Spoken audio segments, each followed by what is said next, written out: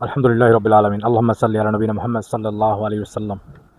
আপনি যদি অল্প রিজিকে সন্তুষ্ট থাকেন তাহলে আল্লাহ সুবহানাহু ওয়া তাআলা আপনার অল্প আমলেই সন্তুষ্ট থাকবেন।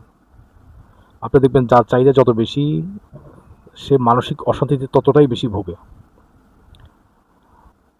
ডক্টর খন্দকার আব্দুল্লাহ জাহাঙ্গীর রাহিমাহুল্লাহ একটা কথা বলছিলেন যে আপনি দেখবেন যে যত টাকার মালিক সবচেয়ে বেশি টাকার মালিক সবচেয়ে বেশি অভাবী এবং সবচেয়ে বেশি ভয়কারী।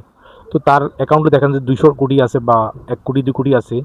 তো তার সামনে অভাব যে আজকে আমি যদি ২ লক্ষ টাকা ইনকাম করতে না পারি তাহলে আমার যে ব্যাংকে যে টাকা আছে সেটা একসময় শেষ হয়ে যাবে। তো ব্যাপারটা এমন না যে আমি অনেক টাকা কামাই, উদ্দেশ্য এটা না যে আমি আল্লাহর রাস্তায় অনেক দান করব, আমি এই টাকার সঠিকভাবে জাকাত আদায় করব, আমি দিনের রাস্তায় খরচ করব। ব্যাপারটা কিন্তু এমন না। সে মূলত বেশি ইনকামের পথে হাঁটে এই জন্য তার জীবনকে উপভোগ করার জন্য। যে সে এটা বুঝছে যে যত টাকা ইনকাম করব সে মানুষ সম্ভবত তত বেশি সুখী হয় বা খুশি হয় বা আনন্দে থাকে বা অনেক সম্মানের অধিকারী হয়, তখন সেই টাকার পিছনে ছুটতে থাকে। আপনি দেখবেন যারা বেশি টাকাওয়ালা, আপনি যেরকম অশান্তিতে আছেন তারাও ঠিক সেম অশান্তিতে আছে। যে এমন না যে আমি আজকে অমুকের থেকে ইনকাম বেশি করার কারণে আমি আজকে ২ প্লেট ভাত বেশি খাবো, এমনও না যে আমি ২টা জামা একসাথে গায়ে দিব, যে আমি ২ সাইডটা বউ একসাথে রাখবো। এটা এরকম কিন্তু না। কিন্তু মানুষ টাকার পিছনে ছুটে, কেন ছুটে সে নিজেও জানে না। অমুক ছুটতেছে, অমুক বড়লোক হইছে, আমিও সেম তার মতো হইতে চাই।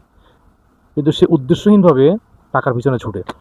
যারা অল্প রিজিকে সন্তুষ্ট থাকে দেখবেন তারা সব কিছু তাদের স্বাভাবিক থাকে। যে আল্লাহ আমাকে যা দিয়েছেন আমাকে ওইটার উপর শুকরিয়া আদায় করার যোগ্যতা এবং তৌফিক দান করেন এবং আমাকে ইবাদতের মধ্যে মনোনিবেশ করার তৌফিক দান করেন।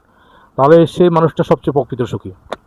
আপনি মেয়েদের বেলায় দেখবেন সে যা কিছু পাক না কেন সে অন্য জিনিসের দিকে তার লোভ বেশি, যে অন্যের স্বামী ভালো আছে বা তার অমুক আমার চেয়ে অনেক ভালো আছে। তো সেই এই কারণে সবচেয়ে অসুখী বেশি। তো এই অভ্যাসটা পুরুষের বেলায় আছে।